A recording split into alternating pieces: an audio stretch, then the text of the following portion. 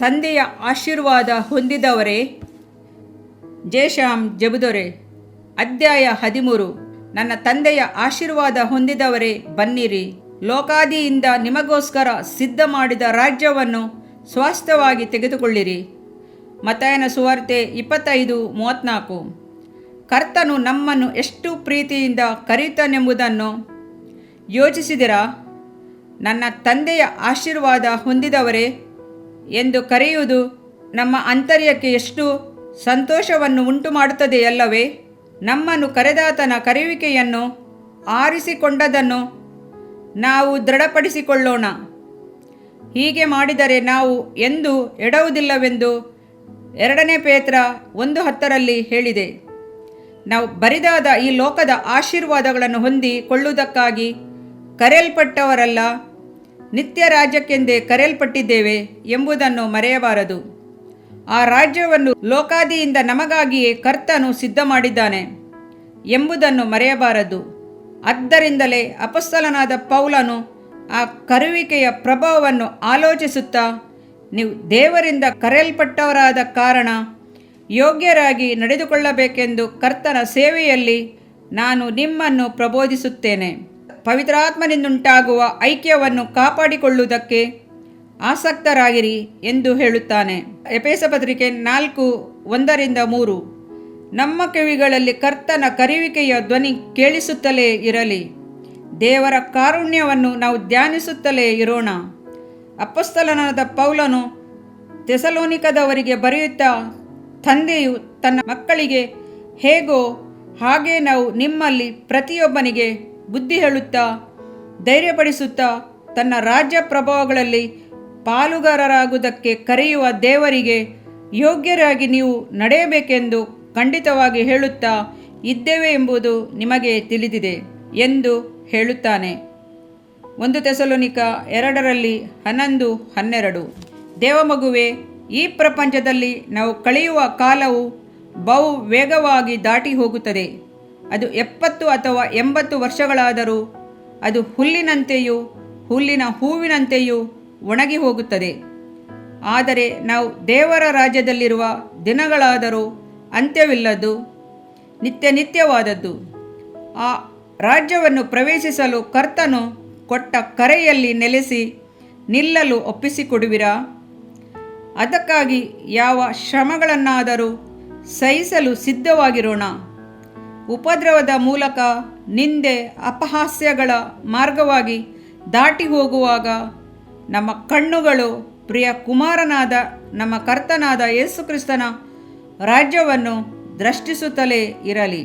ಸತ್ಯವೇದವು ದೇವರು ನ್ಯಾಯವಾದ ತೀರ್ಪು ಮಾಡುತ್ತಾನೆಂಬುದಕ್ಕೆ ನಿಮ್ಮ ತಾಳ್ಮೆಯು ಸ್ಪಷ್ಟವಾದ ನಿದರ್ಶನವಾಗಿದೆ.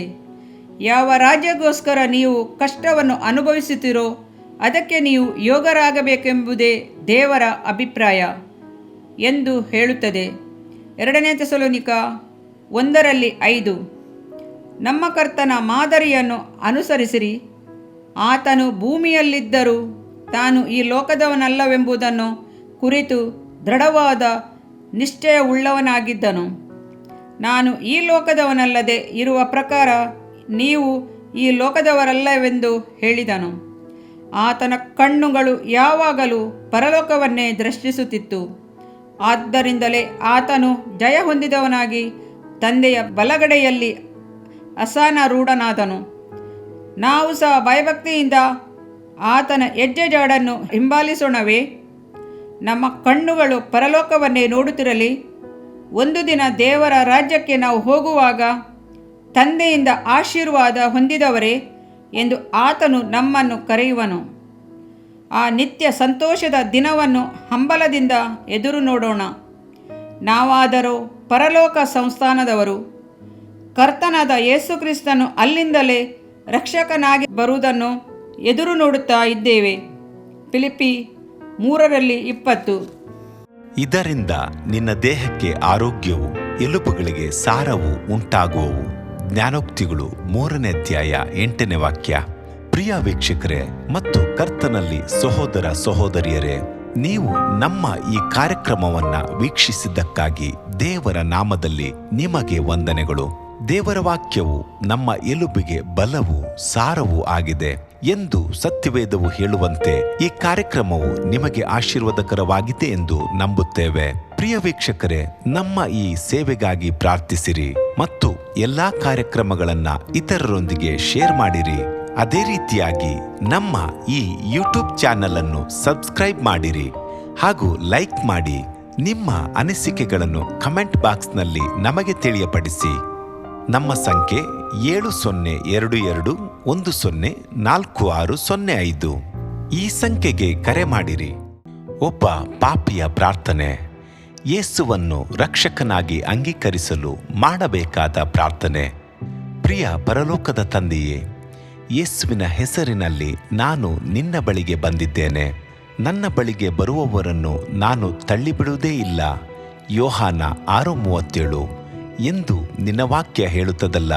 ಆದ್ದರಿಂದ ನೀನು ನನ್ನನ್ನು ತಳ್ಳಿಬಿಡದೆ ನನ್ನನ್ನು ಸೇರಿಸಿಕೊಳ್ಳುವಿ ಎಂದು ನನಗೆ ಗೊತ್ತಿದೆ. ಆದ್ದರಿಂದ ನಾನು ನಿನಗೆ ಸ್ತೋತ್ರ ಮಾಡುತ್ತೇನೆ.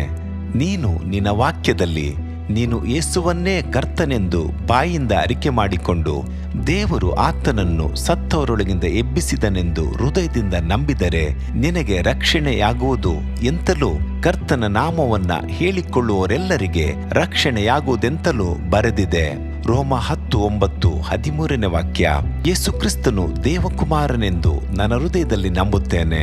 ನನ್ನನ್ನು ನೀತಿವಂತನನ್ನಾಗಿ ಮಾಡುವುದಕ್ಕಾಗಿ ಆತನು ಸತ್ತವರೊಳಗಿಂದ ಎಬ್ಬಿಸಲ್ಪಟ್ಟನು ಎಂದು ನಂಬುತ್ತೇನೆ. ನಾನು ಆತನ ನಾಮವನ್ನ ಹೇಳಿಕೊಳ್ಳುತ್ತೇನೆ. ಯೇಸುವೇ, ನೀನೇ ಕರ್ತನು. ತಂದೆಯೇ, ನೀನು ನನ್ನನ್ನು ರಕ್ಷಿಸಿದಿ ಎಂದು ನಾನು ನಂಬುತ್ತೇನೆ. ನಿನ್ನ ವಾಕ್ಯವು ಹೇಳುತ್ತದೆ, ಮನುಷ್ಯನು ಹೃದಯದಿಂದ ನಂಬುವುದರ ಮೂಲಕ ನೀತಿಯು ದೊರಕುತ್ತದೆ, ಬಾಯಿಂದ ಅರಿಕೆ ಮಾಡುವುದರ ಮೂಲಕ ರಕ್ಷಣೆಯಾಗುತ್ತದೆ. ರೋಮ 10:10. ನಾನೀಗ ನನ್ನ ಹೃದಯದಲ್ಲಿ ನಂಬುತ್ತೇನೆ ಹಾಗೂ ಯೇಸುವೇ ನನ್ನ ಕರ್ತನೆಂದು ಅರಿಕೆ ಮಾಡುತ್ತೇನೆ. ಆದುದರಿಂದ ನಾನೀಗ ರಕ್ಷಣೆ ಹೊಂದಿದ್ದೇನೆ. ಅಪ್ಪಾ ತಂದೆಯೇ, ನಿನಗೆ ಸ್ತೋತ್ರ. ಲೂಕನು ಬರೆದ ಸುವಾರ್ತೆ 11ನೇ ಅಧ್ಯಾಯದಲ್ಲಿ ಬರೆದಿರುವಂತೆ, ನಿಮ್ಮಲ್ಲಿ ತಂದೆಯಾದವನು ಮೀನನ್ನು ಕೇಳುವ ಮಗನಿಗೆ ಮೀನು ಕೊಡದೆ ಹಾವನ್ನು ಕೊಡುವನೆ? ಅಥವಾ ತತ್ತಿಯನ್ನು ಕೇಳಿದರೆ ಚೇಳನ್ನು ಕೊಡುವನೆ? ಹಾಗಾದರೆ ಕೆಟ್ಟವರಾದ ನೀವು ನಿಮ್ಮ ಮಕ್ಕಳಿಗೆ ಒಳ್ಳೆ ಪದಾರ್ಥಗಳನ್ನ ಕೊಡಬಲ್ಲವರಾದರೆ ಪರಲೋಕದಲ್ಲಿರುವ ನಿಮ್ಮ ತಂದೆಯು ತನ್ನನ್ನು ಬೇಡಿಕೊಳ್ಳುವವರಿಗೆ ಎಷ್ಟೋ ಹೆಚ್ಚಾಗಿ ಪವಿತ್ರಾತ್ಮ ವರವನ್ನ ಕೊಡುವವನಲ್ಲವೇ ಅಂದನು. ತಂದೆಯೇ, ನೀನು ಕೇಳಿಕೊಳ್ಳುವವರಿಗೆ ಪವಿತ್ರಾತ್ಮನ ವರವನ್ನು ಹೇರಳವಾಗಿ ಕೊಡುವಾತನಾಗಿದ್ದಿ. ಆದ್ದರಿಂದ ನನ್ನ ಮೇಲೆಯೂ ನಿನ್ನ ಆತ್ಮನನ್ನು ಸುರಿಸಬೇಕಾಗಿ ಬೇಡಿಕೊಳ್ಳುತ್ತೇನೆ. ಕೀರ್ತನೆ 81:10 ಬರೆದಿದೆ, ಅಗಲವಾಗಿ ಬಾಯಿದೆರೆಯಿರಿ, ಅದನ್ನು ತುಂಬಿಸುವೆನು. ಕರ್ತನೇ, ನನ್ನನ್ನು ಪವಿತ್ರಾತ್ಮನಿಂದ ತುಂಬಿದಂತ ನೀನು ನನ್ನನ್ನು ಅನ್ಯ ಭಾಷೆಯ ವರದಿಂದಲೂ ತುಂಬುವವನಾಗಿದ್ದಿ ಎಂದು ನಂಬುತ್ತೇನೆ. ಅದರಂತೆ ನಾನು ನನ್ನ ಬಾಯಿಯನ್ನು ತೆರೆದು ನಿನ್ನ ಸ್ತೋತ್ರ ಮಾಡುವಾಗ ಅನ್ಯ ಭಾಷೆಯ ಅಭಿಷೇಕದಿಂದ ನನ್ನನ್ನು ತುಂಬುವವನಾಗಿದ್ದಿ ಎಂದು ನಂಬುತ್ತೇನೆ. ಈಗ ನೀವು ನಿಮ್ಮ ಬಾಯಿಯನ್ನು ತೆರೆದು ಮಾತನಾಡುವಾಗ ಪವಿತ್ರಾತ್ಮನು ನಿಮ್ಮ ಬಾಯಿಯನ್ನು ತನ್ನ ಭಾಷೆಯಿಂದ ತುಂಬುವವನಾಗಿದ್ದಾನೆ. ಇದು ದೇವರ ಭಾಷೆಯಾಗಿದೆ. ಈ ಅಭಿಷೇಕವನ್ನ ಹೊಂದಿಕೊಳ್ಳಲು ನೀವು ನಿಮ್ಮ ಸ್ವರವನ್ನ ಉಪಯೋಗಿಸಬೇಕು.